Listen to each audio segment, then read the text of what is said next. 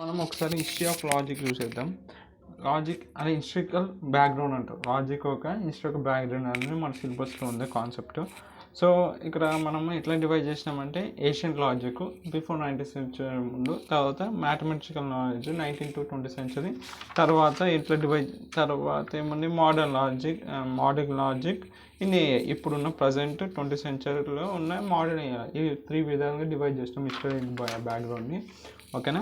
First Asian logical 19th century ముందు ముగ్గురు divide చేసినాం. అరిస్టాటిల్ ఏం చేసాను, 384 నుంచి 322 BC వరకు ఆయన ఏం చేసిందంటే సింబలిజం అండ్ ఒక మెథడ్ ఆఫ్ డిడక్షన్ రీజనింగ్ చేశాడు. ఇప్పుడు సపోజ్ ఎగ్జాంపుల్స్ మీకు అర్థమవుతుంది. ఆల్ హ్యూమన్స్ ఆర్ మోటల్ అన్నాకో, సోక్రటీస్ అన్న ఒక మనిషి అయినాకో అప్పుడు సోక్రటీస్ మోటల్ అవుతాడు, అలా అనమాట.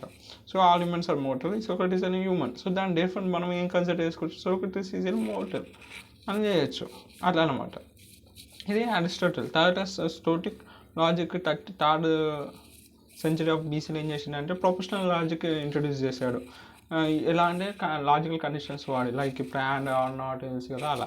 తర్వాత మార్లిస్ లెగేసియన్ ఈయన ఏం చేసిండు, ఎక్స్పాండెడ్ అరిస్టాటిల్ వర్క్ ఏదో ఉందో దాన్ని కొంచెం ఎక్స్టెండ్ చేసి అరిస్టాటిల్ వర్క్ని ఒక ఫార్మల్ లాజికల్గా తీసుకొచ్చింది. తర్వాత మ్యాథమెటికల్ లాజిక్ వచ్చేసరికి 19th to 20th సెంచరీలో జార్జ్ బోలే 1854లో ఒక డెవలప్ చేసిండు. ఏం డెవలప్ చేసిండు, ఒక బులియన్ ఆల్జీబ్రా డెవలప్ చేసి forming the basis of modern logic. ఆ బులియన్ ఆల్జీబ్రా అయితే అప్పుడు డిజైన్ చేసిండు 1854లో, అది ఇప్పటికి మనం మీరు ఎన్ని ఉంటారు నెంబర్ సిస్టమ్ చదివారు. మ్యాథ్స్లో బులియన్ ఆల్జీబ్రా అనేది చాలా మ్యాథ్స్లోనే డిస్ట్రిక్ట్ మ్యాథమెటిక్స్లో మనం మాకు సెకండ్ ఇయర్ 2-2లోనే వచ్చింది. 2-1లో వచ్చింది బులియన్ ఆల్జీబ్రా అలా district mathematics.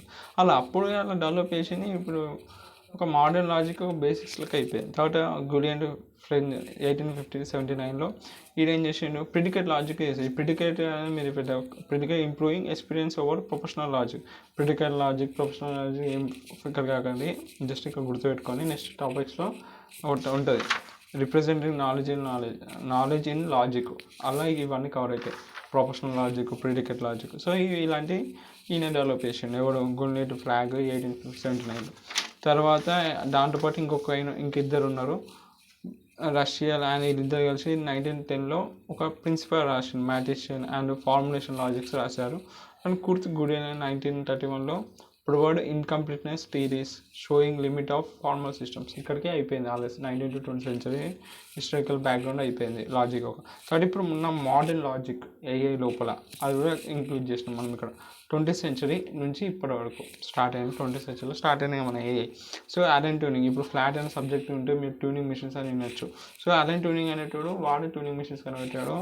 So proposed Turing machines, formalization, computing, అలా అలెన్ ట్యూనింగ్ 1936లో వాడింది. ఇప్పుడు మనం ఏఐలో వాడుతున్నాం ఆ ట్యూనింగ్ ఏదైతే ఉందో దాన్ని.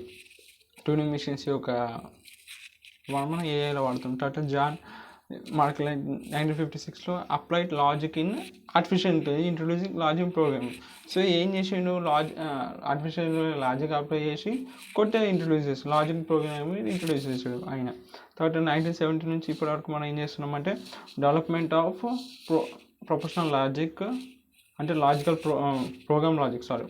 Programming, description logic and non monotonic logic for AI అప్లికేషన్స్కి డెవలప్ చేసినాం. అంతే. It's all about the historical background of the logic.